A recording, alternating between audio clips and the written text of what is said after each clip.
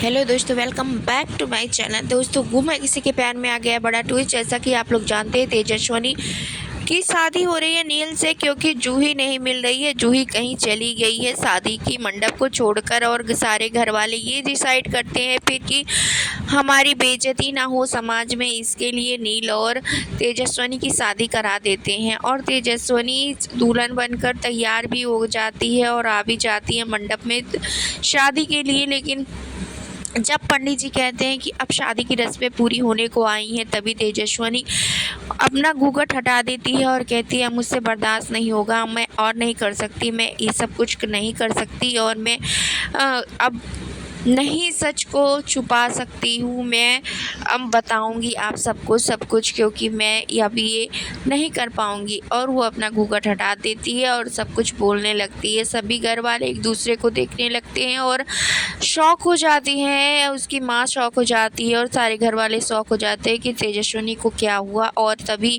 उसके ससुराल वाले भी एक एक करके आके कहते हैं कि बताओ तुम लोग ये सब क्या कर रहे हो, जूही कहाँ पर है, ये लड़की यहाँ पर क्यों है, तेजस्विनी से शादी क्यों नील की करा रहे हो, तेजस्विनी की जगह जूही की जगह पे तेजस्विनी क्यों है, ये सब कुछ कहना शुरू कर देते हैं पूरे घर वाले। लेकिन तभी कुछ भी इन लोगों के समझ में नहीं आ रहा होता है। बहुत ही ज़्यादा खुश होता है तेजस्विनी को देखकर, क्योंकि उसको तो तेजस्विनी से ही शादी करनी थी। वो बहुत मायूस था, लेकिन जैसे तेजस्विनी को देखता है बहुत खुश हो जाता है और कहता है गणपति बप्पा, मुझे लगा था कि आप इस दुनिया में नहीं हो और मेरी मुराद नहीं पूरी कर सकते, लेकिन अब मुझे यकीन हो गया कि आप इसी दुनिया में हो और आप मेरी मुराद पूरी कर लिए। मैं ज़िंदगी भर आपका आभारी रहूँगा। और तेजस्विनी कहती है कि अब ये सब कुछ मैं नहीं कर सकती। ये सब कुछ सुनकर सारे घर वाले शौक हो जाते हैं और उसके ससुराल वाले भी सभी ये कहने पे आ जाते हैं कि ये सब क्या कुछ चल रहा है यहाँ पर, आप लोग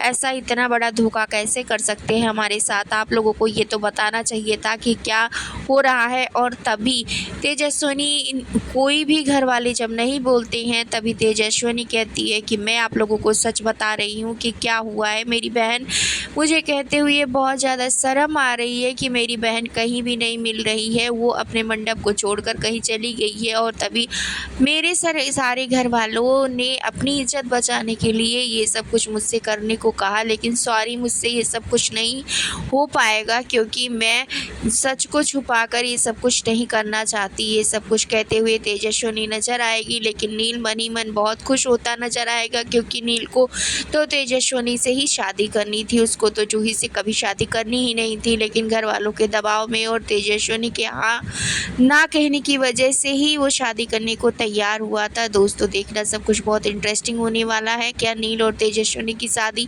फाइनली हो जाएगी, या अब ये शादी यहीं पे टूट जाएगी, और घर वालों का अब क्या रिएक्शन होने वाला है, क्या जवाब देंगे ये लोग उसके ससुराल वालों के, जूही के।